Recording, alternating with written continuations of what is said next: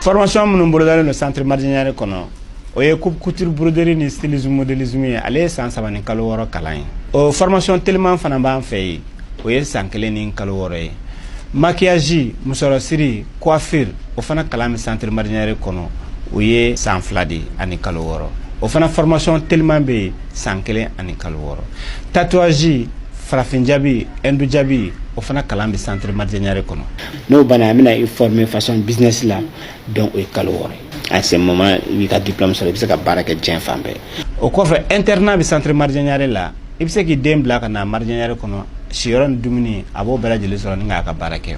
centre Mardianière filɛ nin ye Falajɛ IGA sirafara la centre Mardianière bɛ Segu Médine centre Mardianière bɛ Bakɔ Jikɔrɔni centre Mardianière bɛ Korofina sirafara gitɔrɔnda la ni mɔgɔ bɛ renseignement wɛrɛ la i bɛ se ka weleli kɛ 76 12 11 18 20 20 18 20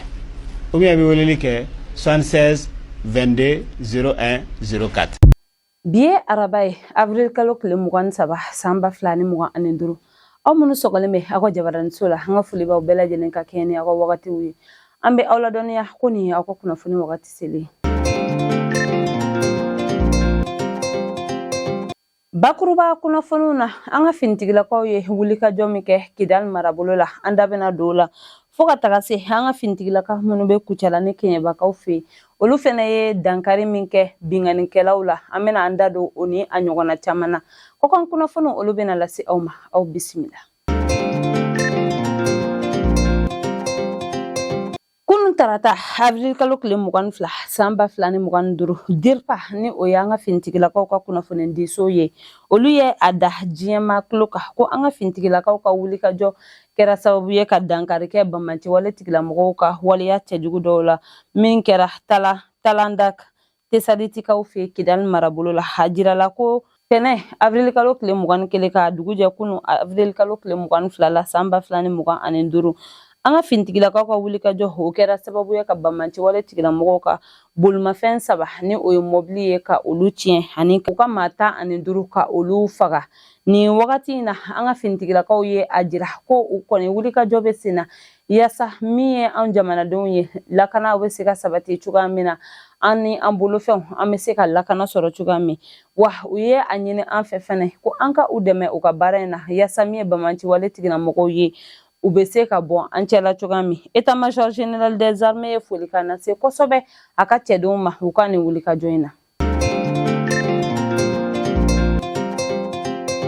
Kuchala polsu hani kenyeba polsu ye tɛgɛ kɛ binganikɛla dɔw la kuchalakaw olu ye tɛgɛ kɛ maa fila la minnu ka baara bɛnnen bɛ suyɛni ma ni u ye suyɛni kɛ février kalo tɛmɛnen min ye kenyebakaw ye olu ye tɛgɛ kɛ maa fila la minnu kunna bɛnnen yɛrɛ do ka u ka nin waleya cɛjugu in ka o kɛ olu kelen kɔ ka tɛgɛ kɛ u ka maa fila in na u ye marifa kelen ani a kisɛ o sɔrɔ u kunna ni wagati in na min ye ni binganikɛla kofalen ninnu ye u be an ka kiri tigila mɔgɔw ka bolo kan yasa u ni ɲangini min ka kan ka o da u kan cogoya min na polisiw ka ɲɛmayaso ko k'u be u ka cɛdenw fo u ka nin wuli ka jɔ in na wa min ye an ka fintigilakaw ye u ko k'u tɛna danni ma u bena wuli ka jɔw bila sen kan yasa min ye bamanti wale ani binganikɛlaw ye dan be se ka siri cogoya min na u ka waleya juguw la Ali Hussein Togo ni ale journal Canard de la Venise ɲɛmaa ye ka kɛɲɛ ni ale ka minɛli ye avril kalo kile 9 tɛmɛnen kunnafonidilaw bɛɛ lajɛlen ye ɲɔgɔn sɔrɔ u tɔgɔla kunnafonidisoba min bɛ ni o ye maison de la presse ye ni o ɲɛmaa ye Banjugu Dante ye jumadon avril kalo kile 12 sanba 2025 yasa ka se ka hakilina falen kɛ u bɛ se ka wuli ka jɔ min kɛ cogoya min na yasa min ye u baarakɛ ɲɔgɔn ye u ka se k'a labila cogoya min na dɔw ye u hakilinataw di olu y'a jira ko ni kɔni y'a dan olu ma nin tɛ minɛli kunbɔ ko olu kɔni bɛ welewelemada kɛ ka ɲɛsin an ka kiri tigilamɔgɔw ma u ka sabali u ka an baarakɛ ɲɔgɔn ni ko u k'a bila yasa a bɛ se ka na ka a ka baaraw ka olu kɛ cogoya min min ye Banjugu Dante ni ale maison de la presse ɲɛmaa ye ale ye welewelemada kɛ ka ɲɛsi kunnafonidila bɛɛ lajɛlen ma ko an ka fangaw fara ɲɔgɔn kan yasa min ye an baarakɛ ɲɔgɔn ye a bɛ se ka labila cogoya min na yani a ka kiri don cɛ o min kan ka kɛ juin kalo tile 12 san 2025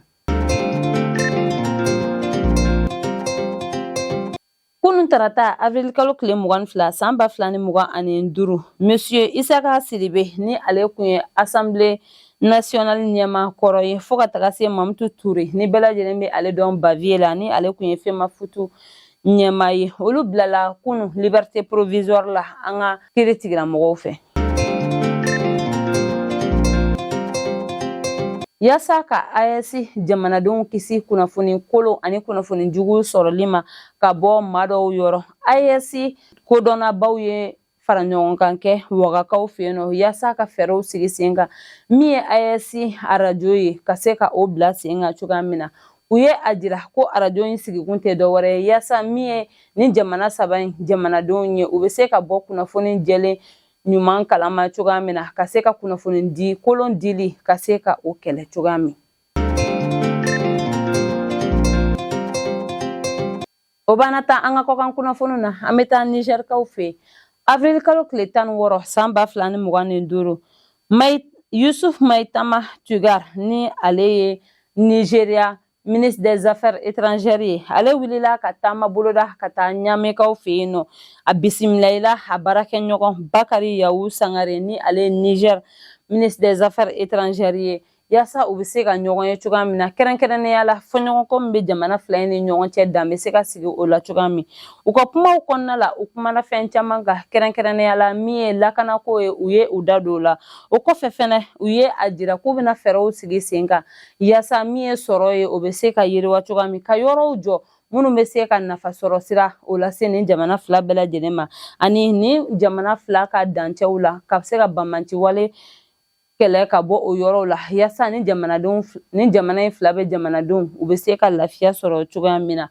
Nigeria ministre des Affaires étrangères ye a jira ko olu kɔni labɛnnen don sanga ni wagati ka baara kɛ Niger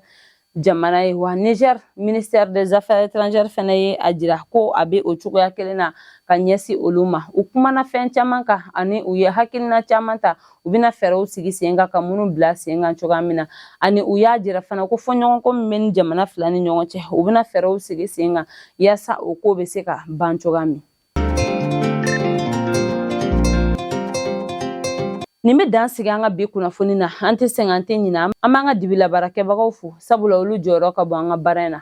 an b'a fɔ k'Ala ka basigi sabati an ka jamana kɔnɔ Ala ka sankɔrɔta di an ka finitigilakaw ma ni Ala m'an ka jɔnya jɔ an na sini an bɛ ɲɔgɔn sɔrɔ yan ka kunnafoni di aw ma ladiriya la shukran.